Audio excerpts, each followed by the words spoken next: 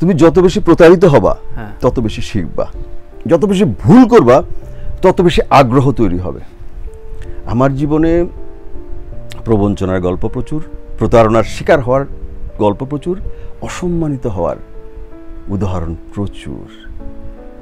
এগুলো আমার শক্তি।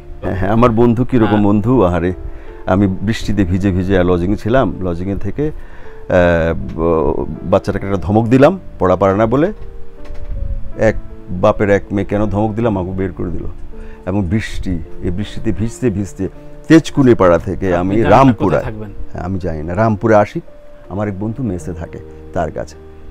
ও আমাকে দেখে অবাক হলো আমি কেন আসলাম, মানে কেন ওর একটা রুম নিয়ে থাকে, কেন আমি ওকে ডিস্টার্ব করলাম। আমি খুব লজ্জিত হলাম। বন্ধুর কাছে লজ্জাটা খুবই কষ্টের। আমার বন্ধু কিন্তু এখনো জানে না, তার সঙ্গে আমার কিন্তু অসাধারণ সম্পর্ক, কিন্তু জানে না আমার সেই দিনের লজ্জার কথা।